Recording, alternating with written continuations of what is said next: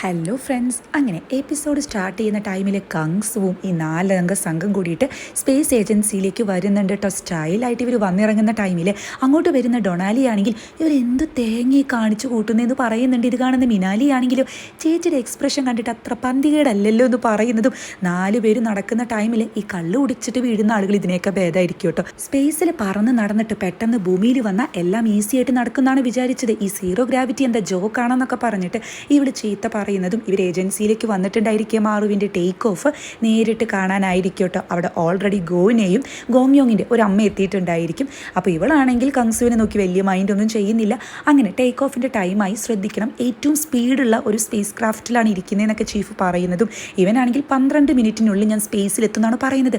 12 മിനിറ്റിൻ്റെ ഉള്ളിൽ സ്പേസിലെത്തണം എന്നുണ്ടെങ്കിൽ എന്തൊരു സ്പീഡായിരിക്കുമല്ലേ. അങ്ങനെ സ്പെക്സുകാരനാണെങ്കിൽ 10-9 എന്നൊക്കെ പറഞ്ഞ് കൗണ്ട് ചെയ്യുന്നതും ഇവരെല്ലാവരും ടെൻഷനോട് കൂടിയിട്ടാണ് ഇതൊക്കെ നോക്കി കാണുന്നത്. സ്റ്റാർട്ട് ചെയ്തതിന് ശേഷം ഈ ഒരു സ്പേസ് ക്രാഫ്റ്റ് നന്നായിട്ട് വൈബ്രേറ്റ് ചെയ്യുന്നതും ഇത് കാണുന്ന കങ്സു ആണെങ്കിൽ റോബോട്ടിക് ആമിന് എന്തോ പ്രശ്നമുണ്ടെന്ന് തോന്നുന്നു, അത് പെട്ടെന്ന് തന്നെ പോകുന്ന തോന്നുന്നതെന്നൊക്കെ പറയുമ്പോൾ ഇവർ അങ്ങ് ടെൻഷൻ അടിക്കുന്നുണ്ട്. എന്നാൽ ഫസ്റ്റ് സെപ്പറേഷൻ സക്സസ്ഫുൾ ആകുന്നുണ്ട് കേട്ടോ. അതായത് ഈ സ്പേസ് ക്രാഫ്റ്റ് ഓരോ ഘട്ടത്തിലെത്തുമ്പോൾ ഓരോ ഭാഗങ്ങൾ ഇങ്ങനെ അഴിഞ്ഞു വീഴുമല്ലോ, അത് സക്സസ്ഫുൾ ആയി എന്ന് പറഞ്ഞ് ഇവർ സമാധാനിക്കുന്ന ടൈമിലാണ് ഒരു റെഡ് അലാം അവിടെ മുഴങ്ങുന്നത്.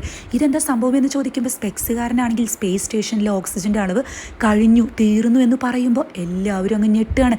കാരണം ഇത്രയും കഷ്ടപ്പെട്ടിട്ട് പാർക്കിപ്പോൾ അങ്ങോട്ട് പോകുന്നത് ഇവരെ രക്ഷിക്കാൻ വേണ്ടിയിട്ടാണ്. പക്ഷേ ഓക്സിജൻ കഴിഞ്ഞു എന്ന് പറഞ്ഞാൽ എല്ലാം വെറുതെ ആയില്ലെന്ന് ഇവർ ചിന്തിക്കുന്നുണ്ട് കേട്ടോ.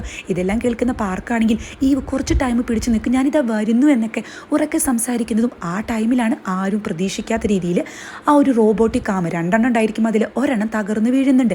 ഇത് കാണുന്ന സ്പെക്സുകാരനാണെങ്കിൽ നമ്മുടെ പ്ലാനൊക്കെ തകിടം മറിയാണല്ലോ എന്ന് പറയുമ്പോൾ ചീഫ് ആണെങ്കിലോ എന്താ ഇനി ചെയ്യാന്നൊക്കെ പറഞ്ഞ് ടെൻഷൻ അടിക്കുമ്പോൾ പാർക്ക് അവിടെ പറയുന്നുണ്ട്, ഒരെണ്ണം ഉണ്ടല്ലോ, ഒരെണ്ണല്ലേ പോയിട്ടുള്ളൂ, ഇതില്ലാതെ ഞാൻ പോയിട്ടുണ്ടല്ലോ, ടെൻഷൻ അടിക്കേണ്ട എന്ന് പറയുന്ന പാർക്കിനെയാണ് കാണിക്കുന്നത്. അങ്ങനെ പിന്നീട് ഇവര് സ്പേസ് സ്റ്റേഷൻ്റെ അവിടെ കറക്റ്റായിട്ട് എത്തുന്നുണ്ട്. നമ്മൾ എക്സ്പെക്ട് ചെയ്യുന്നതിനേക്കാൾ ഫാസ്റ്റ് ആയിട്ടാണ് കേട്ടോ മാറും ഇങ്ങനെ പോകുന്നത് കാണിക്കുന്നത്. ശരിക്കും നെഞ്ചടിപ്പിക്കുന്ന സീനായിരിക്കും കേട്ടോ. അങ്ങനെ ഈ സ്പേസ് സ്റ്റേഷൻ്റെ അവിടെ എത്താറാകുന്ന ടൈമിൽ ഈ റോബോട്ടിക് ആം ഉണ്ടെന്ന് പറഞ്ഞല്ലോ, അത് എക്സ്റ്റെൻഡ് ചെയ്തിട്ട് സ്പേസ് സ്റ്റേഷൻ ഇങ്ങനെ ക്യാച്ച് ചെയ്യാനാണ് ശ്രമിക്കുന്നത്. അതായത് ഈ മാറുവിൽ നിന്നുള്ള ഈ ആം ഉണ്ടല്ലോ, അത് ഈ സ്പേസ് സ്റ്റേഷനിൽ പിടിക്കുന്ന ടൈമിൽ ആ ഒരു ടൈം കൊണ്ട് ഡോക്കിംഗ് നടത്താനാണ് ഇവർ ശ്രമിക്കുന്നത്. അപ്പോൾ ഒരു റോബോട്ടിക് ആം പോയല്ലോ, ബാക്കിയുള്ള ഒരെണ്ണം കൊണ്ട് കറക്റ്റ് സ്പേസ് സ്റ്റേഷനിൽ ഇത് പിടിക്കുന്നുണ്ട് കേട്ടോ. അങ്ങനെ പിടിച്ചില്ല എന്നുണ്ടെങ്കിൽ മാറു വേറെ എവിടേക്കെങ്കിലൊക്കെ പോകും. അങ്ങനെ അതിനുശേഷം പാർക്കാണെങ്കിൽ ഇത് ഡോക്കിംഗ് ചെയ്യാൻ ശ്രമിക്കുകയാണ്. ഒരു റോബോട്ടിക് ആമേ ഉള്ളൂ, അപ്പോൾ അധികം നേരം പിടിച്ചു നിൽക്കാൻ കഴിയില്ല എന്ന് സ്പെക്സുകാരൻ അവിടെ പറയുന്ന ടൈമിൽ ഒരെണ്ണം തന്നെ ധാരാളമാണെന്നൊക്കെ പറഞ്ഞ് പാർക്ക് ഡോക്കിംഗ് ചെയ്യുന്നതും ഈ റോബോട്ടിക് ആമ അങ്ങ് പൊട്ടിപ്പോകുന്നുണ്ട് കേട്ടോ. അതായത് ജസ്റ്റ് ഇവർ ലക്കിന് അങ്ങ് എസ്കേപ്പ് ആകുന്നുണ്ട്. ഇത് കാണുമ്പോൾ എല്ലാവർക്കും സമാധാനമാവുകയാണ്. അതായത് ഒരു ഭാഗം അവിടെ ഫുള്ളായിട്ട് കംപ്ലീറ്റ് ആയല്ലോ. അങ്ങനെ പിന്നീട് ഇവനുള്ളിലേക്ക് കടക്കാമെന്ന് പറഞ്ഞ് ഡോറ് തുറക്കുന്ന ടൈമിൽ അവിടുത്തെ കാര്യങ്ങൾ കാണുന്ന ഇവരുടെ എല്ലാവരുടെയും കിളി പോകുന്നുണ്ട്. എല്ലാം തണുത്ത ഐസായിട്ടുണ്ടായിരിക്കും, മഞ്ഞുതുള്ളികളൊക്കെ കാണുന്നുണ്ട്. കങ്സു ആണെങ്കിൽ അവസാനം ഞാൻ അവരെ ഒബ്സർവേഷൻ മൊഡ്യൂളിലാണ് കണ്ടത്, അതുകൊണ്ട് അവർ അവിടെ തന്നെ ഉണ്ടായിരിക്കും എന്ന് പറയുമ്പോൾ പാർക്കാണെങ്കിൽ ഒബ്സർവേഷൻ മൊഡ്യൂളിലെ ഹാച്ചസ് ഓപ്പൺ ചെയ്യാൻ പറയുന്നുണ്ട്.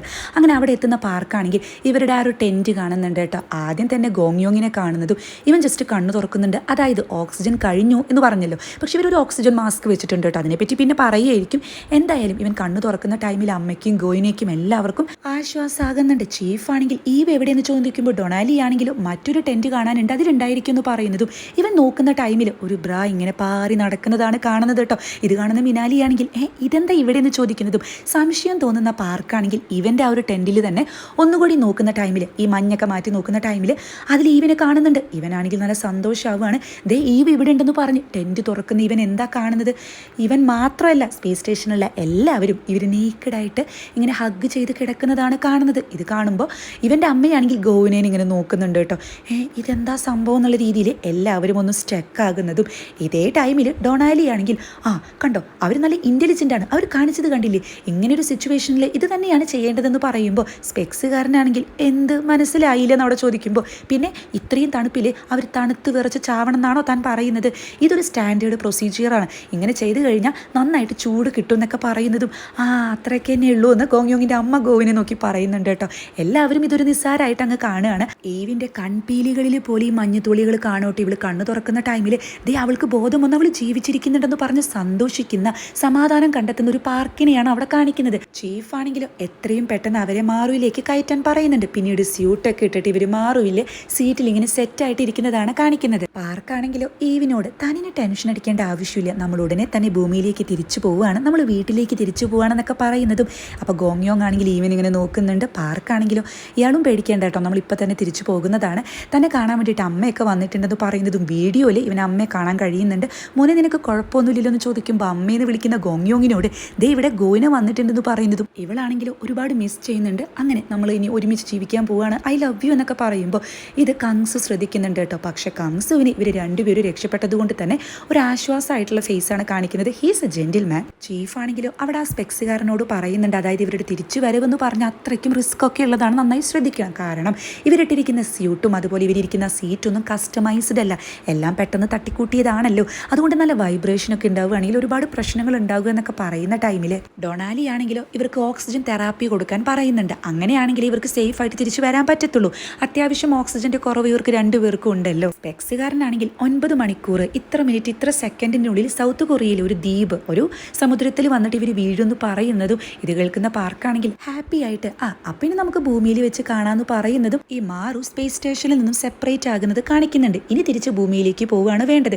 ഇതേ ടൈമിൽ തന്നെ തിരിച്ചു വരുന്ന ഇവരെ സേഫ് ആയിട്ട് കൊണ്ടുവരാൻ വേണ്ടിയിട്ട് ഒരുപാട് ആർമി ഓഫീസേഴ്സും അവരുടെ കൂടെ ഡോക്ടറായിട്ടുള്ള ഡൊനാലിയും പോകുന്നത് കാണിക്കുന്നുണ്ട്. ഇവര് എത്തുന്നതും കാത്ത് അവിടെ ഒരുപാട് മീഡിയാസ് ഉണ്ടായിരിക്കും. ഇതും കൂടാതെ ലൈവായിട്ട് ഈ മാറു എങ്ങനെയാണ് തിരിച്ച് എർത്തിന്റെ അറ്റ്മോസ്ഫിയറിലേക്ക് വരുന്നതെന്ന് ഒരു ചിത്രമൊക്കെ വരച്ച് കാണിച്ചു കൊടുക്കുന്നുണ്ട്. ഇതെല്ലായിടത്തും നടക്കുന്നൊരു സംഭവമൊക്കെ ആണല്ലോ. അതായത് ഈ മാറു തിരിച്ചു വരുന്ന ടൈമിൽ ഒരു ട്രങ്ക് എന്ന് പറയുന്ന ഭാഗം മാറുവിനോട് അറ്റാച്ച്മെന്റ് ചെയ്തിട്ടുണ്ടായിരിക്കും. തിരിച്ചു വരുന്ന ടൈമിൽ അത് ഡി അറ്റാച്ച്മെന്റ് ആയിട്ട് പോകണം. അതായത് അത് അതിൽ നിന്ന് മാറിപ്പോകണം. അങ്ങനെ പോയാൽ മാത്രമേ അടിയിൽ നിന്ന് നന്നായിട്ട്, അതായത് 1600 ഡിഗ്രി സെൽഷ്യസിൽ തീ കത്തും. അങ്ങനെ കത്തിയിട്ട് അത്രയ്ക്കും സ്പീഡിലാണ് ഇത് ഭൂമിയിലേക്ക് വന്ന് ഈ ഒരു ഓഷ്യനിൽ വീഴത്തുള്ളൂ. അല്ലാതെ ഇവിടെ നിന്ന് അങ്ങോട്ട് പോയ പോലെ ഈസി ആയിട്ടൊന്നുമല്ല വരിക. ഇതുപോലെ നേരത്തെ സ്കോർപ്പിയോയിലേക്ക് സംഭവിച്ചതും കാണിച്ചിരുന്നു കേട്ടോ.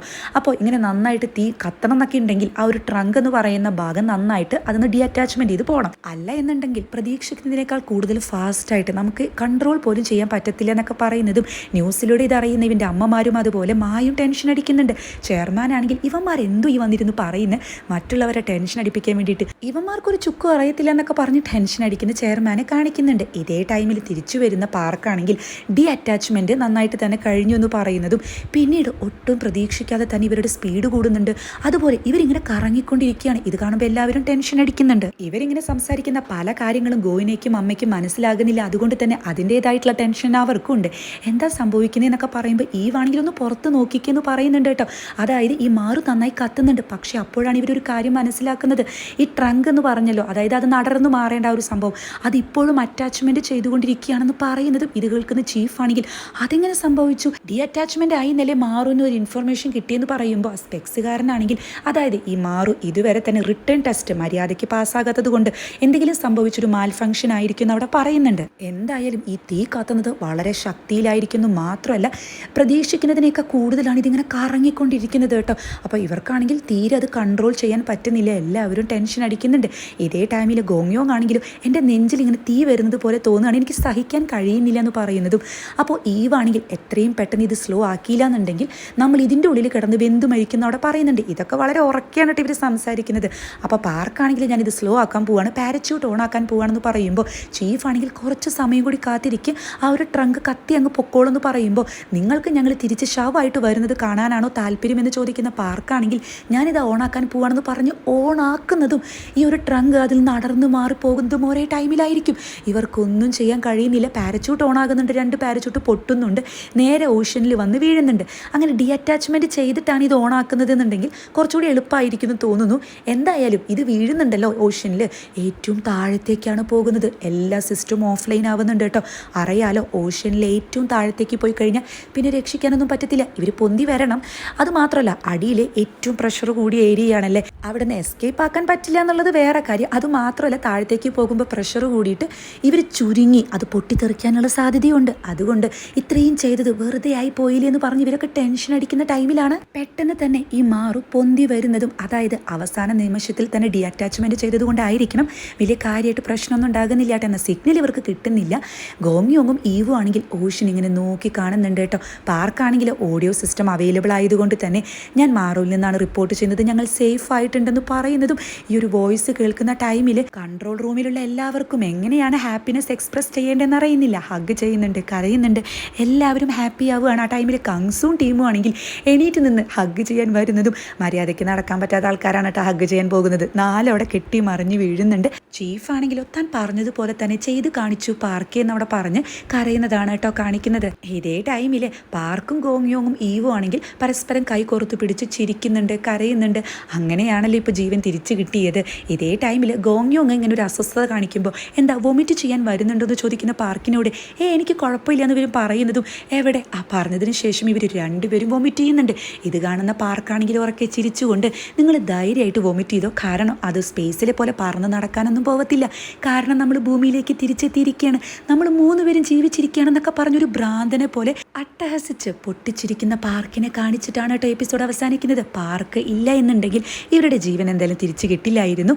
അങ്ങനെ ഇവിടെ വെച്ചിട്ടാണ് എപ്പിസോഡ് അവസാനിക്കുന്നത്. ഇനിയായിരിക്കും കഥയുടെ ഗതി മാറുന്നത് കേട്ടോ. അതായത് പാർക്ക് ഇപ്പോൾ ഈവിനോടുള്ള ഒരു മുടിഞ്ഞ പ്രേമത്തോണ്ടൊക്കെയാണ് ഇങ്ങനെ രക്ഷിക്കാൻ വന്നത്. അത് ഈവ് മനസ്സിലാക്കി കഴിഞ്ഞാൽ ഇവർ രണ്ടുപേരുടെയും കാര്യം എന്തായിരിക്കും? ഓൾറെഡി ഗോങ്യോങ്ങും ഇവളും സെറ്റായിട്ടിരിക്കുകയാണ്. സോ ഇത് ഇവരുടെ പാർട്ട്നേഴ്സിനെ എങ്ങനെ പറഞ്ഞ് മനസ്സിലാക്കും, എന്തൊക്കെയാണ് സംഭവിക്കാൻ പോകുന്നതെന്നൊക്കെ സസ്പെൻസ് ആക്കിക്കൊണ്ടാണ് എപ്പിസോഡ് അവസാനിക്കുന്നത്.